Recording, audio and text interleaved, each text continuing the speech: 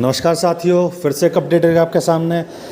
यह मेरे पीछे जो आप फसल देख रहे हैं ये तोरी की फसल है और इसको बेल वाली फसल भी बोलते हैं। अगर आप भी तोरी की फसल लेना चाहते हैं, लगाना चाहते हैं तो उसके लिए मैं आपको बढ़िया तरीका बताऊंगा किस तरह आप तोरी की फसल ले सकते हैं और क्या क्या चीज़ आपको उसमें ज़रूरत पड़ेगी। देखिए, पहले तो एक गर्म मौसम की एक फसल है जिसमें आपको करीबन 25 से लेकर 35 डिग्री का तापमान में ये ग्रो करती है। बीज के द्वारा आप इसे ग्रो कर सकते हैं। अगर हम इसका समय की बात करें तो फरवरी से लेकर जून तक इसकी बुआई उत्तर भारत में की जाती है, जिसमें कि मिट्टी हल्की दोमट और जल निकासी वाली मिट्टी होनी चाहिए, जिसमें अच्छा जल निकास हो, पानी ना ठहरता हो। अगर पीएच की बात करें तो 6 से लेके और 7.5 मिट्टी का पीएच हो सर्वोत्तम होता है तोरी की फसल के लिए।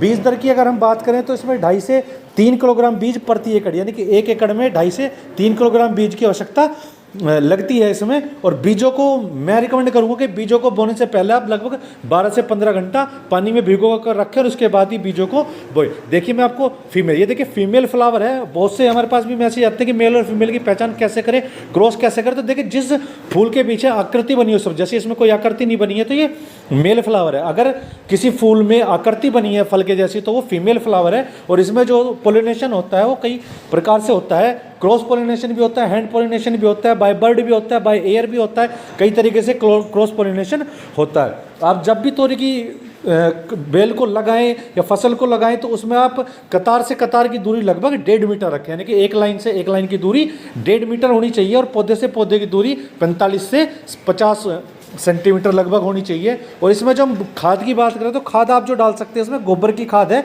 20 से 25 टन प्रति एकड़ आप गोबर की खाद इसमें मिला सकते हैं। उसके साथ साथ आप नाइट्रोजन, फास्फोरस, पोटाश, जिसे एनपीके भी बोलते हैं, उनको भी आप जैविक तरीके से दे सकते हैं, जिससे कि आपकी पौधों की बढ़वार बहुत ही अच्छी होगी।